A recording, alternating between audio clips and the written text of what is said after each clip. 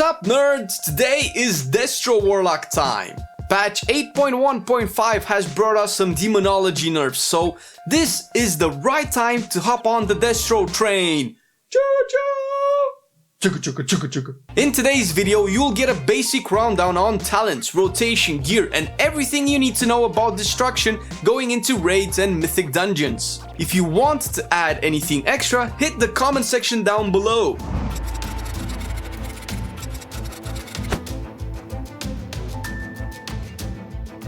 Starting off with a talent, a quick note, the talent build is generally the same for raids and dungeons.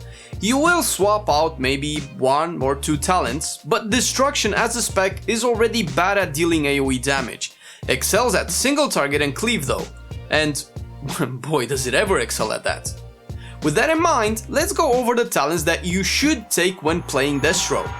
Flashover on the first tier will be our pick. In the past it used to be more of an AoE talent, but seeing as how the raid has ads or multi-target fights in general, it's the best choice here. The same argument can be made for the second row talent, Reverse Entropy, which will be viable both in raids and dungeons. And with this particular argument, you can see my sim about which spec performs better in single target regarding the first 2 talents, and the difference between them is less than half of a percentage. And considering that the talents mentioned above work even better if there are 2 targets or more, which in pretty much all boss fights there are, then there's even more of a reason to take them. Third row, utility row, you should take Burning Rush, but then again it's not mandatory, though this is the most utility you will get out of this row. Fourth tier, always Cataclysm. The unfortunate situation with Destro is that the talents are not balanced to give you some form of variety. Personally, I would have loved to see more focus on Rain of Fire since it's a visually pleasing spell to look at, but hey, maybe in the next patch. Next talent tier, again utility. Demonic Circle is usually what works in most situations. You can try Mortal Coil, but I have a hard time seeing this work in any PvE situation. Dark Fury is an option for large packs of mobs, if you know you can actually benefit from the 15 seconds reduced cooldown. Second to last row, for all situations, pick Grimoire of Supremacy. The buffs we receive to Chaos Bolt makes anything synergizing with Chaos Bolt pretty much a go-to. Last row, Dark Soul Instability is the highest DPS output for single target. Couple it with your Infernal and Grimoire of Supremacy and your Chaos Bolts will break the fabric of the freaking game. This is the general build you want for raids. It gives you the most single target power. You can take this into dungeons as well if you want to be the person to take down the boss super quick. But if you are looking to spec a bit more into AoE and contribute more to Mythic Plus encounters, then you can swap a few talents out.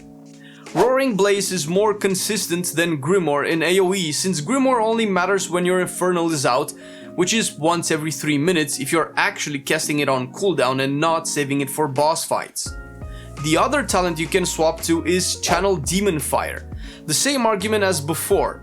Plus, you can pair this up with Cataclysm to actually have a good AoE burst once every 30 seconds, which in high mythic keys is fairly reasonable. Mind you, the DPS difference is not that big and the single target damage output you could lose by doing this doesn't always justify the swap for me. If you look at a simulation of the DPS output difference between the raid build and the swaps for dungeons, overall you deal less damage. This is just as a point of reference though, not everything can be simulated.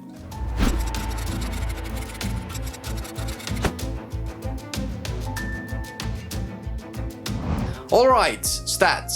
What are the best stats for Destruction? Is there a difference between stat weights in raids and dungeons? Well, let's take a look.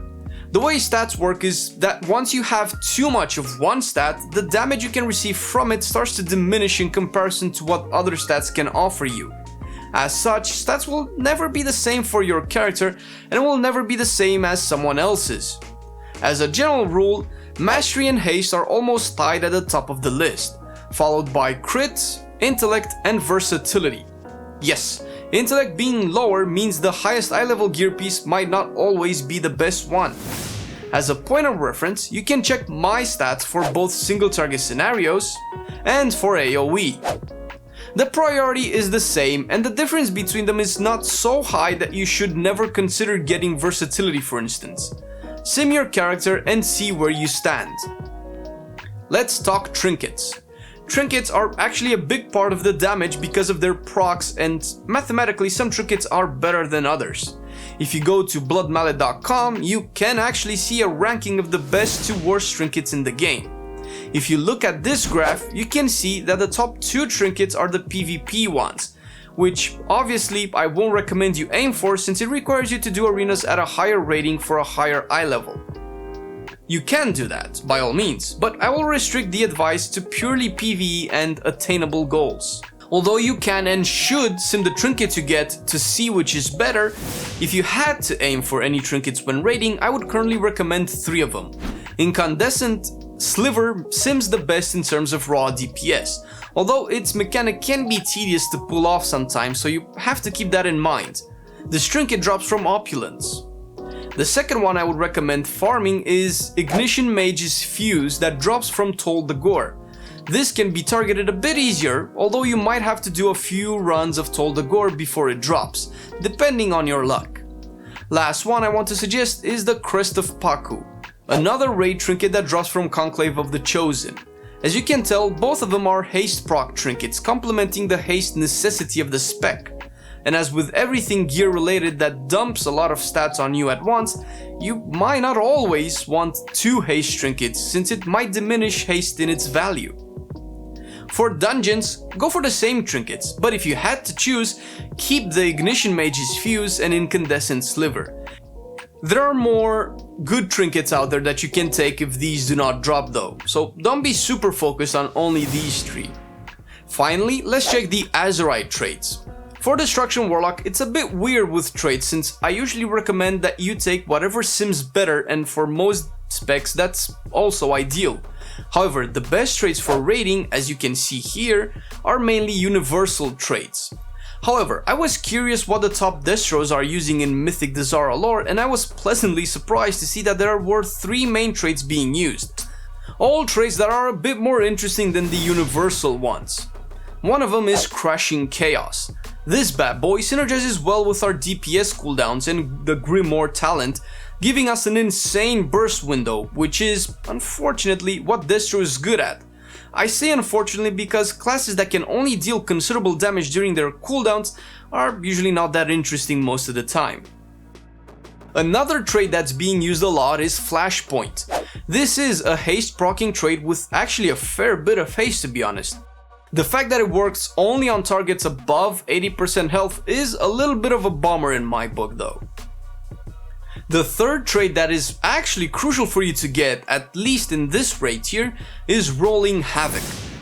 Destruction Warlock is one of the best specs at doing cleave damage, and this trait complements that. In Mythic Plus scenarios, you should still opt for Flashpoints and Crashing Chaos as some of the best 2 traits.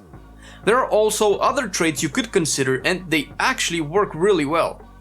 Either check bloodmallet.com, which presents you with a list of options to choose from, albeit some of them being very specific. But the ones I've seen pushing Destro Warlocks to higher keys are, again, different than what Blood Mallet suggests. Chaotic Inferno is a trait that works really well in dungeons. Making your Incinerate instant adds to the mobility Warlocks lack.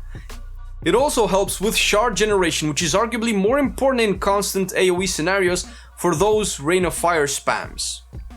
To go with that, we also have Chaos Shards, complementing the same shard generation argument. Lastly, Bursting Flare is a solid option. If you are stacking a lot of haste, your conflagration cooldown will be lower, making this trait proc and stack more often. We will check the rotation in just a second, but before that, you go check our Facebook or Twitter. On our social media, we will post updates on all of our future videos and live streams. Furthermore, although not required, we also have a Patreon page for all of you philanthropists out there that just want to give a little bit extra. Everything is appreciated. We do this out of our passion, but you are the reason why we got this far.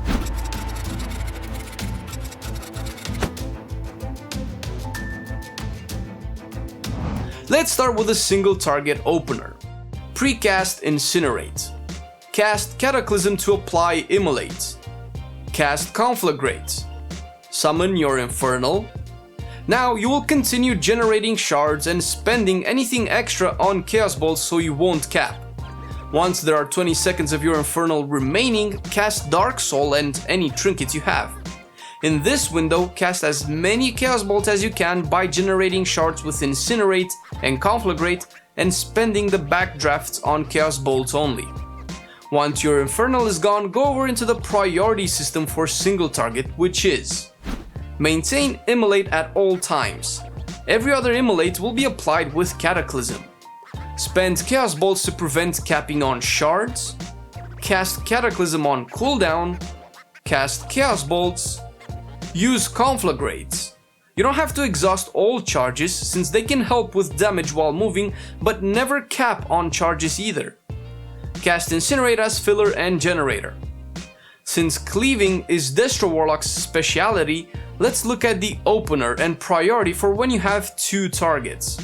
Again, pre-cast Incinerate. Cast Cataclysm to apply Immolate. But if you're running the dungeon build, just cast Immolate instead. Cast the Conflagrate. Summon your Infernal, and this time use Dark Soul as well as whatever trinkets you can pop. Switch to the other target and apply Havoc to it. Go back to your main target and start spamming Chaos Bolts until you run out of shards. Cast Conflagrate again and continue with as many Chaos Bolts as you can until Havoc drops off.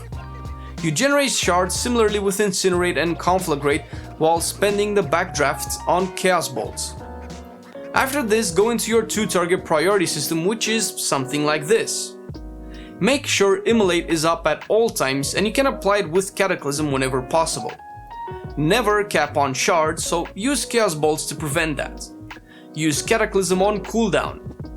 Use Channel Demon Fire on cooldown. Also, try to use these 2 together as much as you can without delaying one or the other for more than a few seconds.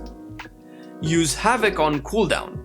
Before using it though, make sure you have 2 to 3 shards and at least 1 Conflagrate ready so you can fit in at least 3 Chaos Bolts in your Havoc window.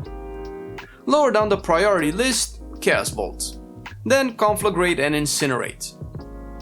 When fighting purely AoE targets, meaning 3 or more, the AoE priority changes a bit. It's a bit difficult to say what to cast in each situation since it really depends on how many mobs you are fighting. Here are a few guidelines to follow though. When you have 3 or more targets, cast Rain of Fire instead of Chaos Bolts. When you have 5 or more targets, you won't use Havoc with Chaos Bolts anymore, but instead cast Rain of Fire. Keep Havoc to generate shards instead. Meaning that on 3 or 4 targets it's still pretty safe to cleave Chaos Bolts with Havoc. Immolate should be up on all targets as long as it's not more than 8, and they will die soon. However, Immolate will not take priority over cooldowns and Rain of Fire.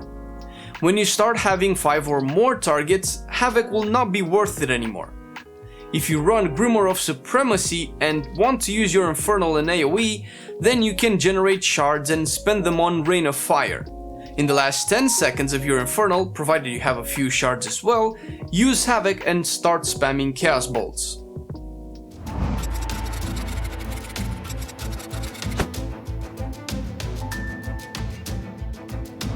For consumables, you should opt for either Haste or Mastery depending on which one is simming better for you, and since the stat priority is similar for both raids and dungeons, you shouldn't have to modify too much. For rings, Pact of Haste or Pact of Mastery. For the weapon, Quick Navigation for Haste, Masterful Navigation otherwise.